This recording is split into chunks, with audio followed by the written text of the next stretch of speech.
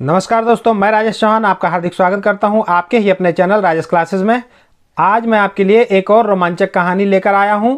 इस कहानी के माध्यम से भी आज हम नए नए वर्ड्स की मीनिंग को जानेंगे, साथ ही ग्रामर और टेंस को सही रूप में इस्तेमाल करना भी सीखने वाले हैं और इसके साथ ही इंग्लिश वर्ड का सही सही प्रोनाउंसिएशन करना भी सीखेंगे, जिससे आपको इंग्लिश पढ़ना, लिखना, बोलना और समझना बिल्कुल आसानी से आने लगेगा। तो मेरे साथ वीडियो में अंत तक बने रहिएगा और अगर कहानी पसंद आए तो एक लाइक ज़रूर कर दीजिएगा। तो बिल्कुल भी देर न करते हुए चलिए करते हैं वीडियो को स्टार्ट। तो आज की इस इंटरेस्टिंग स्टोरी का टाइटल है escape from the Nazis. Nazi जो है ये जर्मनी में एक सत्ताधारी राजनीतिक पार्टी हुआ करती थी सन 1920 से 1945 के बीच में। बाद में इसके मुखिया एडोल्फ हिटलर, जो विश्व के बहुत क्रूरतम तानाशाह हुए, वो जब इसके मुखिया बने नाजी पार्टी के, तो उस समय यहूदी जो वहाँ रहते थे जर्मनी में, तो उनको ढूंढ ढूंढ के मारा जाता था। नाजियों का मानना था कि यूरोप में और जर्मनी में जितनी भी बुराइयां हो रही है वो सारे बुराइयों का जड़ कारण यहूदी लोग हैं। इसलिए नाजी जो है यहूदी से बहुत चिढ़े रहते थे हमेशा और उनका सामूहिक नरसंहार भी किया करते थे। बताया जाता है कि 1939 से 1945 जो सेकेंड वर्ल्ड वार हुआ था, उसके बीच में करीब 60 लाख यहूदियों की हत्या की गई थी। उनके लिए बड़े बड़े गैस चैम्बर बनाए गए थे, उनको उसी में डाल दिया जाता था मरने तक। तो उसी की कहानी है ये जो वर्ल्ड वार 2 लिखा है ना, ये सन 1939 से सन 1945 तक के बीच लड़ी गई थी, जिसमें विश्व के तमाम देश हिस्सा लिए थे और बहुत ही भयानक वर्ल्ड वार हुआ था। वर्ल्ड वार फर्स्ट जो है 1914 से 1918 तक हुआ था। तो इसी की कहानी है। कहानी में आगे बढ़ते हैं। During world war second the Nazis targeted the Jews. जैसा कि मैंने बताया कि ड्यूरिंग मतलब दौरान, दरमियान, वर्ल्ड वार टू के दौरान, विश्व युद्ध 2 के दौरान जो नाजी लोग थे वो टारगेटेड, निशाना बनाए थे, लक्ष्य बनाए थे, लक्षित किए हुए थे। द ज्यूस मतलब यहूदी होता है, तो यहूदियों को निशाना बनाए हुए थे। Abraham had heard terrible stories about the Nazis torturing the Jews. Abraham नाम का एक व्यक्ति था, वो हैड हर्ड सुन चुका था, सुना हुआ था। ये पास्ट परफेक्ट टेंस का वाक्य है ना, क्योंकि यहाँ पे हेल्पिंग वर्ब हैड लगा है और वर्ब का थर्ड फॉर्म लगा है। तो पास्ट परफेक्ट टेंस मतलब चुका था, चुके थे, लिया था, दिया था। तो वो अब्राहम सुन चुका था टेरिबल स्टोरीज। टेरिबल मतलब भयानक, भयंकर, डरावना कहानी, भयानक कहानियां सुन रखा था वो। अबाउट मतलब होता है के बारे में। The Nazis torturing the Jews, जो नाजी लोग द्वारा जो यहूदियों को टॉर्चर किया जाता था। टॉर्चर मतलब उत्पीड़न करना, अत्याचार करना, तड़पाना। तो नाजियों द्वारा यहूदियों के तड़पाने की कहानी, भयानक कहानी अब्राहम सुन चुका था। But he could not believe it, लेकिन वह नहीं कर सका विश्वास, इस पर, लेकिन वह इस पर विश्वास नहीं कर सका था कि ऐसा भी हो सकता है। मतलब गैस चैम्बर में डाल के मार डाल रहे हैं, काट दे रहे हैं, जहाँ पा रहे हैं वहाँ से उठा ले रहे हैं, ये सब उसको विश्वास नहीं हो रहा था।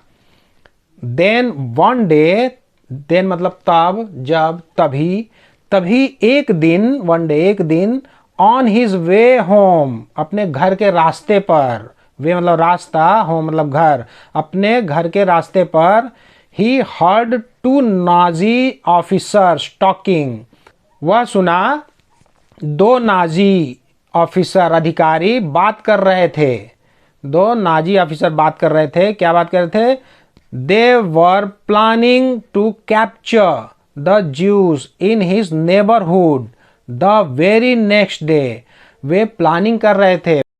यहाँ पे हेल्पिंग वर्ब लगा हुआ है और मुख्य वर्ब में, मुख्य क्रिया में आईएनजी जुड़ा हुआ है। ये कंडीशन पास्ट कंटिन्यूअस टेंस की है। तो वे प्लानिंग, योजना बना रहे थे। प्लानिंग मतलब योजना बनाना। तो वे योजना बना रहे थे टू कैप्चर, पकड़ने के लिए। कैप्चर करना मतलब पकड़ना, कब्जा करना, बंदी बनाना। तो पकड़ने की योजना बना रहे थे द ज्यूस, यहूदियों को, इन neighbourhood the very next day, अगले दिन, उसके पड़ोस में। मतलब इब्राहिम के पड़ोस में अगले दिन यहूदियों को पकड़ने की वो लोग योजना बना रहे थे।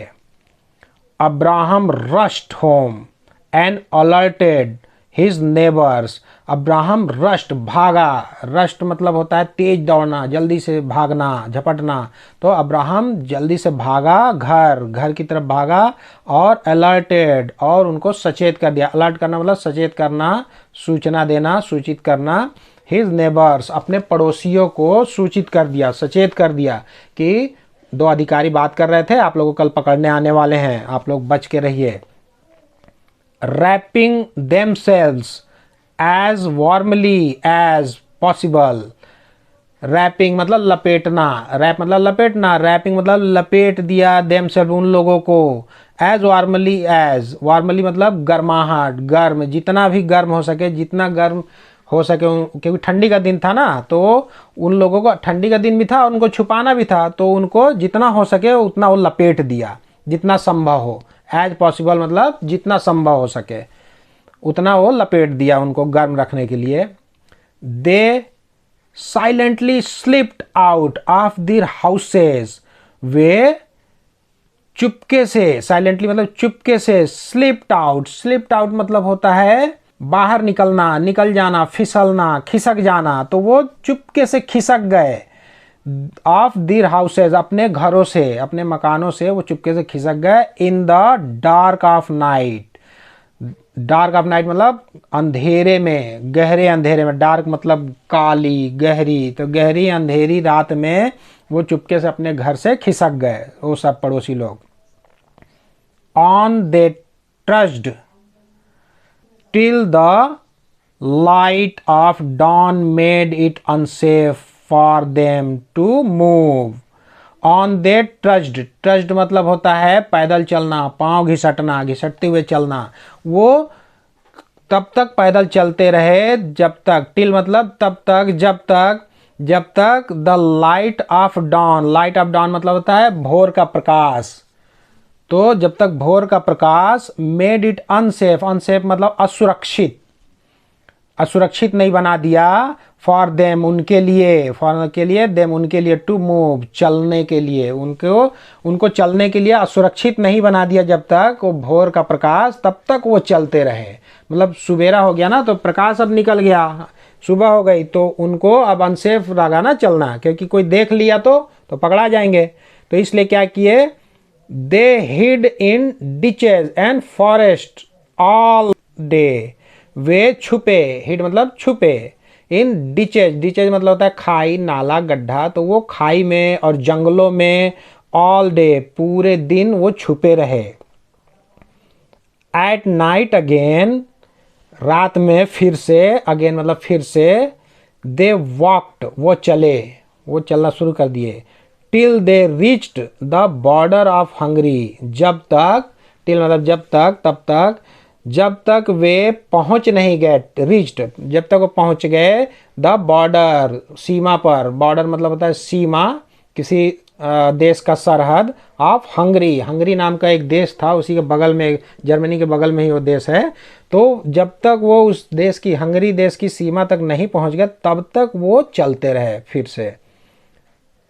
Here they would find safe shelter, यहाँ पे, हियर मतलब यहाँ पे, दे वुड फाइंड वो पा सकते थे, सेफ शेल्टर, सेफ मतलब सुरक्षित, शेल्टर मतलब होता है पनाह, आश्रय, शरण, तो यहाँ पे वो सुरक्षित आश्रय पा सकते थे।